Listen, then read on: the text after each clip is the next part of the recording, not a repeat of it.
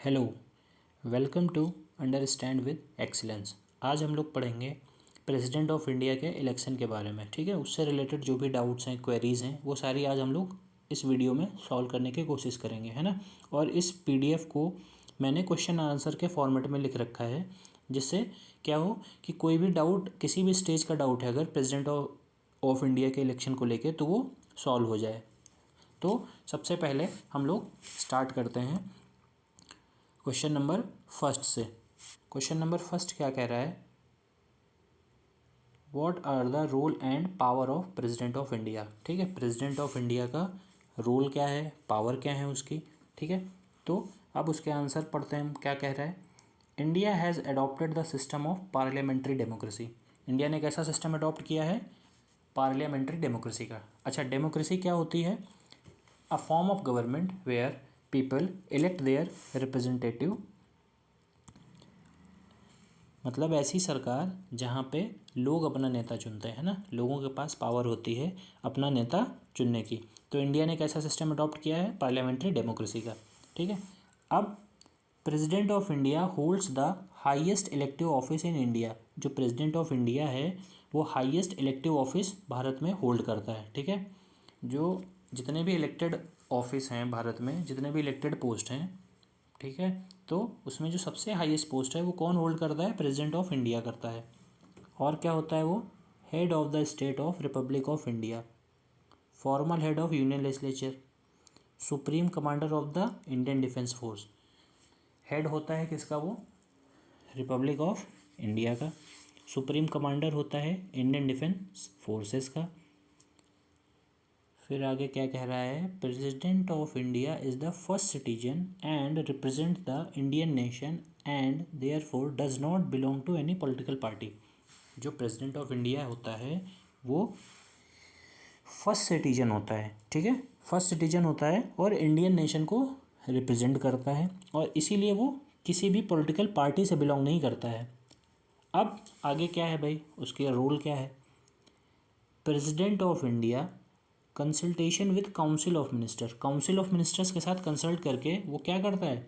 Major appointment करता है। Major appointment करता है किसके किसके appointment? PM, minister, chief justice, जजेस of supreme court, high court, CAG, attorney general, governor, chief election commissioner और other election commission of India के जो मेंबर होते हैं उनको अपॉइंट करता है with the help of council of ministers. फिर और क्या पावर होती हैं भाई उसके पास, ये भी देख लेते हैं। उसके पास क्या पावर होती हैं? सम्मन करने की, प्रोरोग करने की। किसको? जो सेशन होते हैं ना पार्लियामेंट के, उनको सम्मन करने की और प्रोरोग करने की भी पावर होती है। डिसॉल्व करने की भी पावर होती है लोकसभा को। ग्रांट पार्डन, क्षमा करने की भी पावर होती है। Clemency vest in the president of India. Grant pardon and clemency, clemency का मतलब होता है दया, मतलब मर्सी। ठीक, तो क्षमा करने की भी पावर क्या होती है? प्रेसिडेंट ऑफ इंडिया के पास होती है। यहाँ तक क्लियर हुआ? अब चलते हैं नेक्स्ट क्वेश्चन पे। नेक्स्ट क्वेश्चन क्या कह रहा है? Who elects the president of India. President of India का इलेक्शन होगा भाई, तो उसमें कौन कौन लोग वोट करेंगे इसके बारे में समझते हैं, है ना। तो क्या कह रहा है? President of India is elected by representative of the people through an electoral college. ठीक है, जो प्रेसिडेंट का इलेक्शन होता है, ठीक है, तो इलेक्टोरल कॉलेज के थ्रू इलेक्टेड मेंबर वोट करते हैं। उसमें कौन कौन से मेंबर होते हैं जो वोट करेंगे? बोथ हाउसेस ऑफ पार्लियामेंट, मतलब लोकसभा और राज्यसभा के दोनों जगह के इलेक्टेड मेंबर होंगे। Elected member of the legislative assembly, legislative assembly के इलेक्टेड मेंबर होंगे, including national capital territory of Delhi, Delhi के मेंबर भी होंगे इलेक्टेड, और पुडुचेरी के भी मेंबर होंगे इलेक्टेड। तो प्रेसिडेंट ऑफ इंडिया का जो इलेक्शन होता है उसमें कौन कौन लोग वोट करेंगे? इलेक्टेड मेंबर होंगे जो दोनों हाउसेज में, लोकसभा और राज्यसभा में। जितना लेजिस्लेटिव असेंबली का इलेक्टेड मेंबर है वो वोट करेगा। दिल्ली की जो विधानसभा है और पुडुचेरी की, वो लोग भी इलेक्टेड मेंबर वहाँ के वोट करेंगे।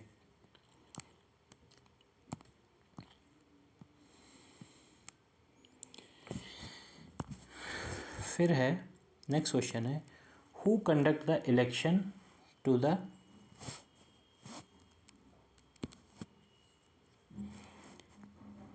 Who conduct the election to the office of the president of India. जो प्रेसिडेंट ऑफ इंडिया का ऑफिस है उसका इलेक्शन कौन कंडक्ट कराता है। तो under article 324 of the constitution of India the authority to conduct election to the office of president is vested in the election commission of India. किसके पास power होती है प्रेसिडेंट का चुनाव करवाने की? इलेक्शन कमीशन ऑफ इंडिया के पास power होती है। ठीक है। फिर नेक्स्ट क्वेश्चन है what electoral system process is adopted for the election to the office of president. जो ऑफिस ऑफ प्रेसिडेंट होता है उसके इलेक्शन के लिए कौन सा इलेक्टोरल सिस्टम अडॉप्ट किया गया है, आइए देखते हैं इसके बारे में। As per article 55(3) of the constitution of India the election of the president shall be held in accordance with the system of proportional representation by means of single transferable vote and voting at such election shall be by secret ballot। ठीक है। किस process से होता है? Single transferable vote. Single transferable vote का मतलब होता है कि मान लो ये कैंडिडेट की लिस्ट है, ठीक है, इसमें 2 3 4 कैंडिडेट हैं, ठीक, तो इनको क्या प्रेफरेंस मिली, मान लो 1 2 3 ये ऐसे प्रेफरेंस मिल रही, तो जिसकी ज़्यादा प्रेफरेंस होती चली जाएगी ना, तो जो ये कम प्रेफरेंस वाले वोट है ना ये इसको ट्रांसफ़र होते चले जाएंगे, इसको बोलते हैं सिंगल ट्रांसफरेबल वोट। ठीक है। चलिए अब ये बहुत मोस्ट इम्पॉर्टेंट क्वेश्चन है प्रेसिडेंट ऑफ इंडिया के इलेक्शन के लिए। क्या है? What are the qualifications required by a candidate to contest the election to the office of the president of India. कि भाई प्रेसिडेंट का चुनाव लड़ना है अगर, तो तुम्हारे पास क्या क्या क्वालिफिकेशन होनी चाहिए, आइए देखते हैं। Must be citizen of India, Bharat का नागरिक होना चाहिए। Must have completed 35 years of age, 35 साल की उम्र उसकी पूरी हो चुकी हो।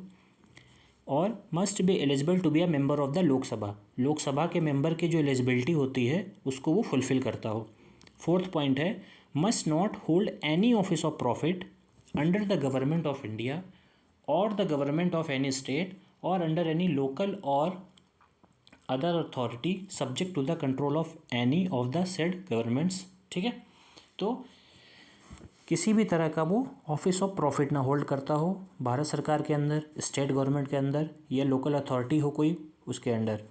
तो क्या क्या क्वालिफिकेशन हो गई? सिटीजन ऑफ इंडिया होना चाहिए, उसकी एज 35 साल कंप्लीट होनी चाहिए, मेंबर ऑफ द लोकसभा के लिए एलिजिबल होना चाहिए और किसी भी तरह का ऑफिस ऑफ प्रॉफिट ना होल्ड करता हो वो।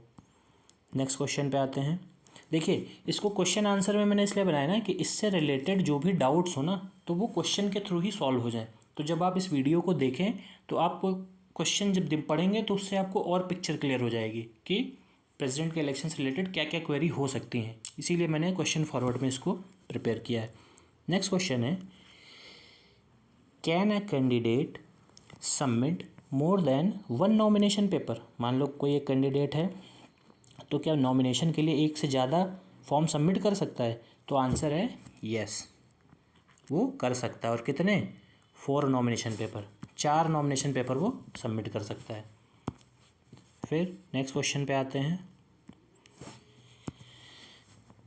नेक्स्ट क्वेश्चन है where is the election to the office of president held.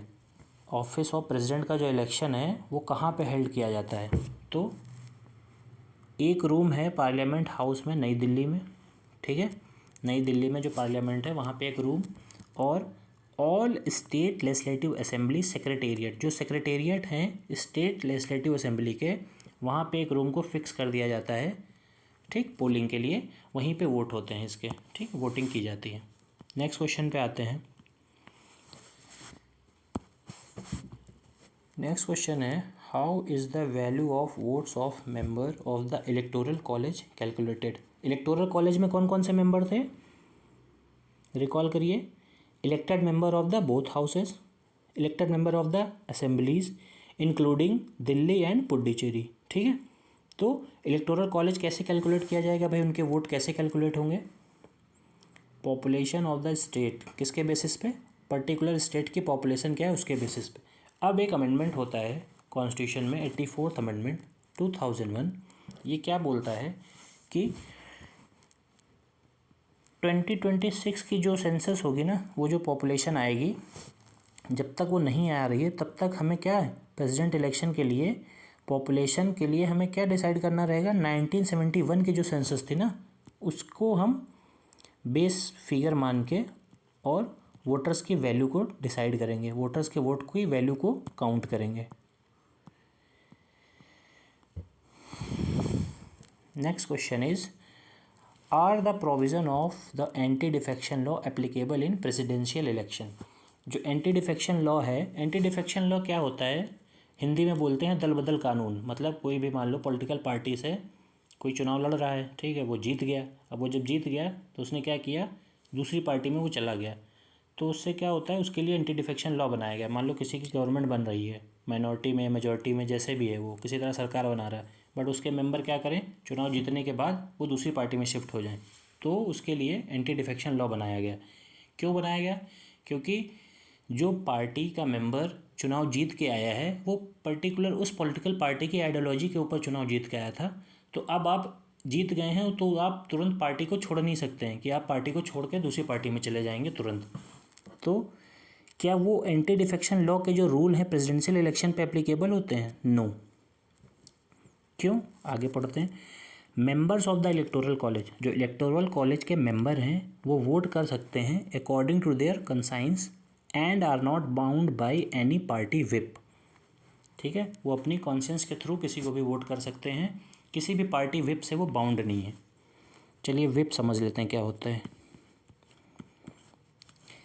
Whip का मतलब होता है कि पॉलिटिकल पार्टी क्या करती है, एक तरह का समझ लो एक ऑर्डर इशू करती है अपने सारे मेंबरों को, जो इलेक्टेड मेंबर हैं, कि भाई फला फला डेट को ये सारे मेंबर मुझे यहाँ पे अवेलेबल चाहिए, तो उसको बोलते हैं, तो वो पर्टिकुलर ऑर्डर जब इशू होता है उसी को विप बोलते हैं। जैसे मान लो बीजेपी ने क्या किया, सेशन चल रहा है, ठीक है, उस सेशन में कोई बिल लेके आई वो, अब उस बिल पे उसको वोटिंग करवानी है, ठीक, तो वोटिंग करवाएगी तो उसके लिए उसको मेंबर चाहिए होंगे, तो मेंबर के लिए क्या करेगी बीजेपी, क्या करेगी, एक विप जारी करेगी, विप इशू करेगी। विप में ये लिखा होगा कि फला फला डेट में आप सब लोग इतने बजे इस सेशन में आके इस पर्टिकुलर बिल पे वोट करिएगा, ठीक। तो जब वहाँ पे जब मेंबर होंगे ज़्यादा से ज़्यादा सेशन में, तो बीजेपी जो बिल लेके आएगी तो उस पर उसके पार्टी मेंबर का ज़्यादा सपोर्ट मिलेगा, तो क्या होगा, इसी को विप बोलते हैं, ठीक है। पॉलिटिकल पार्टी जब अपने मेंबर्स को कलेक्ट करने के लिए एक ऑर्डर इशू करती है तो उसको विप बोलते हैं। चलिए coming to the next question, can an elector at a presidential election exercise his vote by proxy. अब इसका मतलब समझते हैं कि मान लो कोई इलेक्टर है, जो इलेक्टेड मेंबर है, जो वोट देगा प्रेसिडेंट के इलेक्शन में, वो क्या प्रॉक्सी के थ्रू अपना वोट कर सकता है? प्रॉक्सी का मतलब होता है कि अपनी जगह पे किसी और से वोट डलवा देना, तो आंसर इज़ नो, उसी को जाना पड़ेगा वोट देने के लिए। नेक्स्ट क्वेश्चन पे आते हैं, कैन अ डिसेबल्ड और illiterate elector in a presidential election take the help of companion to record his vote. मान लो कोई कैंडिडेट ऐसा है जो डिसेबल है, इलिटरेट है, तो क्या वो प्रेसिडेंट के इलेक्शन में अपने साथ किसी साथी की मदद ले सकता है वोट देने के लिए? तो answer is no, because parliamentary and assembly election and elector can not take the help of companion, companion की वो हेल्प नहीं ले सकता है। He must take the assistance of presiding officer to record his vote. कोई disable candidate है, illiterate है, तो वो किसकी हेल्प लेगा? प्रिसाइडिंग ऑफिसर की। जो पर्टिकुलर, जो मैंने अभी बताया था ना कि एक रूम डिसाइड हो जाता है, वहाँ पे वोटिंग होती है, तो वहाँ का जो प्रिसाइडिंग ऑफिसर होता है उसकी मदद वो ले सकता है, डिसेबल्ड और इलिटरेट इलेक्टर, बट अपने किसी साथ में साथी को लेकर जाके वोट नहीं कर सकता है। नेक्स्ट क्वेश्चन पे आते हैं, how can an elector who is under preventive detention during the period of presidential election cast his vote. कोई भी ऐसा इलेक्टर जो इलेक्टेड मेंबर है जो प्रिवेंटिव डिटेंशन में है, ठीक है, तो वो कैसे अपना वोट कर सकता है प्रेसिडेंट के इलेक्शन के लिए? तो कैसे कर सकता है? Through postal ballot, postal ballot के थ्रू कर सकता है। प्रिवेंटिव डिटेंशन एक बार समझ लेते हैं क्या होता है। प्रिवेंटिव में जैसे नाम में ही है प्रिवेंट, ठीक, रोकना, तो प्रिवेंटिव डिटेंशन में ये होता है कि मान लो शक के बिना पे किसी के ऊपर मान लो शक है, मान लो सरकार को किसी ऐसे मेंबर पे शक है या ग्रुप पे शक है कि किसी भी तरह की वो हलचल कर सकते हैं, देश में जो शांति है, मतलब पीस है, जो पीसफुल एनवायरनमेंट है, उसको डिस्टर्ब कर सकता है पर्टिकुलर ग्रुप या पर्टिकुलर कोई मेंबर या कोई भी व्यक्ति, तो उसको क्या करती है सरकार? हाउस अरेस्ट कर देती है या अपनी कस्टडी में भी ले लेती है, ठीक। तो कोई भी ऐसी घटना जो अभी हुई नहीं है बट उसको होने का शक है, उस शक के बेसिस पे जब गवर्नमेंट किसी को हाउस अरेस्ट कर ले या अपनी कस्टडी में ले ले तो उसको बोलते हैं प्रिवेंटिव डिटेंशन, ठीक है। दूसरा होता है प्यूनिटिव। प्यूनिटिव का मतलब कि कोई भी अब जो घटना होनी थी, पीसफुल एनवायरनमेंट डिस्टर्ब होना था, वो हो चुका, अब उसके जो दोषी हैं उनको सज़ा दी जाएगी तो उसको प्यूनिटिव बोलते हैं। तो प्रिवेंटिव और प्यूनिटिव। तो जो प्रिवेंटिव डिटेंशन होता है उसमें अगर कोई इलेक्टर है तो वो कैसे वोट देगा? Through postal ballot. Next question है, can the result of the election to the office of president be challenged? If so what is the proper procedure for doing so? अब बात आती है कि भाई मान लो राष्ट्रपति का चुनाव हो गया, 4 कैंडिडेट थे, ठीक है, उसमें से एक तो विनर हो गया। अब एक विनर हो गया, बाकी 3 को लगा कि भाई चुनाव क्या हुआ, फ्री एंड फेयर नहीं हुआ, ठीक है, ढंग से नहीं हुआ, तो क्या उसको चैलेंज कर सकते हैं? तो आंसर इज येस। कैसे चैलेंज करेंगे? By means of an election petition presented to the supreme court. एक इलेक्शन पिटीशन फाइल करनी पड़ेगी, कहाँ पे? सुप्रीम कोर्ट में। अब ये कौन प्रेजेंट करेगा? जो इलेक्शन पिटीशन है इसको कौन प्रेजेंट करेगा? By a candidate. जो बाकी कैंडिडेट हार गए, मान लो एक जीत गया, 3 हार गए, तो उन 3 में से कोई भी कर सकता है इलेक्शन पिटीशन को सुप्रीम कोर्ट के पास फाइल, या 20 और मोर इलेक्टर ज्वाइन टुगेदर, ठीक है। जो इलेक्टेड मेंबर थे ना उसमें से मान लो 20 मेंबर प्लस 20 हों या उससे ज़्यादा हो, मिनिमम लिमिट 20, मैक्सिमम 20 से ज़्यादा, ठीक। तो उसको अगर मान लो किसी पर्टिकुलर एक बंदे को जो इलेक्टर था उसको पिटीशन फाइल करनी थी, ठीक है, सुप्रीम कोर्ट में। तो पिटीशन जब उसको फाइल करनी थी तो उसको क्या चाहिए? अपने जैसे 20 बंदों को और लाना पड़ेगा, तब जाके सुप्रीम कोर्ट उस इलेक्शन पिटीशन को एक्सेप्ट करेगा, ठीक है, कि भाई हाँ तुम्हारी बात चलो एक्सेप्ट करी जाती है पिटीशन के तौर पे, और चैलेंज किया है तुमने इलेक्शन को तो उस पर सुनवाई की जाएगी। नेक्स्ट,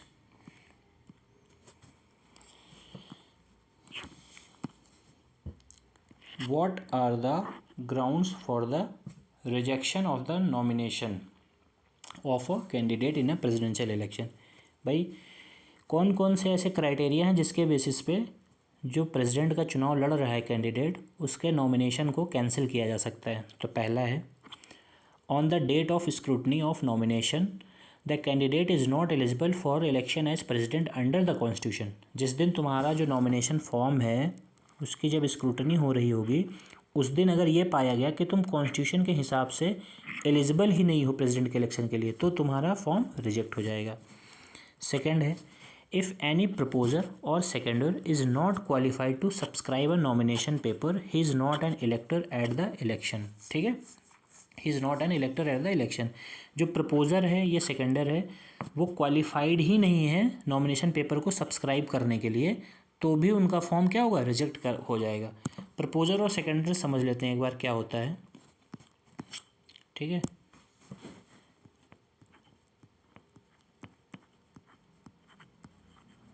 प्रपोजर का मतलब होता है, मान लो 1 मेंबर है, 2 मेंबर है, ये जो वोट करेंगे, ठीक है, ये कैंडिडेट हो गए हमारे A B C D, ये 4 लोग हैं जो क्या हो गए?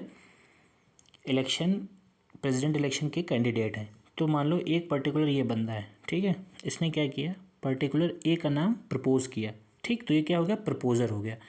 अब ये जो 3 बंदे बचे ना, 2 3 4, इन्होंने क्या किया? इसको सपोर्ट कर दिया कि हाँ भाई तुमने जिस कैंडिडेट का नाम प्रपोज किया है हम भी उसका समर्थन करते हैं, तो ये सेकेंडर्स हो गए। तो प्रपोजर और सेकेंडर्स, ठीक है। तो अगर ये क्वालिफाइड नहीं है तो ये जिस कैंडिडेट का नाम प्रपोज करेंगे ना वो भी कैंसिल हो जाएगा। फिर है, if not subscribe by the required number of proposer और सेकेंडर्स, ठीक है, प्रपोजर और सेकेंडर्स के जो रिक्वायर्ड नंबर हैं अगर उतने भी नहीं हैं तो भी तुम्हारा फॉर्म रिजेक्ट हो जाएगा। फिर नेक्स्ट पॉइंट है, if the signature of candidate और any of the proposer or seconder is not genuine. भाई किसी कैंडिडेट को सिग्नेचर जो है अगर वो मैच नहीं हो रहे हैं, या जिस प्रपोजर ने या सेकेंडर ने नाम सजेस्ट किया है, ठीक, उसके जेन्युइन नहीं है सिग्नेचर, या फ्रॉड के थ्रू ऑब्टेन किए गए हैं, तो भी तुम्हारा फॉर्म रिजेक्ट हो जाएगा। फिर है, if the nomination paper is not presented in the person by the candidate और any of his proposer or सेकेंडर। ठीक, नॉमिनेशन पेपर मान लो जो कैंडिडेट इलेक्शन लड़ रहा है वो, या प्रपोजर या सेकेंडर, इन तीनों में से कोई अगर इन तीनों को छोड़ के कोई और जाके नॉमिनेशन पेपर सबमिट करता है रिटर्निंग ऑफिसर को, ठीक है, तो भी क्या होगा कि तुम्हारा जो नॉमिनेशन है वो रिजेक्ट हो जाएगा। ठीक है, डिलीवर टू रिटर्निंग ऑफिसर, अगर रिटर्निंग ऑफिसर को डिलीवर नहीं करते हो। फिर है candidate has failed to make the required security deposit in the prescribed manner. अगर कैंडिडेट फेल हो जाता है, मान लो कि जितनी सिक्योरिटी मनी थी, मान लो 15,000 रुपये, और कैंडिडेट उसको डिपॉजिट करने में फ़ेल हो जाता है, तो भी उसका फॉर्म रिजेक्ट कर दिया जाएगा। तो आई होप आपको ये प्रेसिडेंट के इलेक्शन से रिलेटेड सारी चीज़ें क्लियर हुई होंगी। मैंने क्वेश्चन आंसर के फॉर्मेट में इसीलिए समझाया है। आप लोग इस वीडियो को 2 से 3 बार देखेंगे, सारा कुछ रिवाइज हो जाएगा। साथ में PDF भी पढ़ लीजिएगा। इसमें कुछ ऐसा रॉकेट साइंस नहीं है, बट इसको समझाना ज़रूरी था, तो मैंने समझा दिया। Thank you.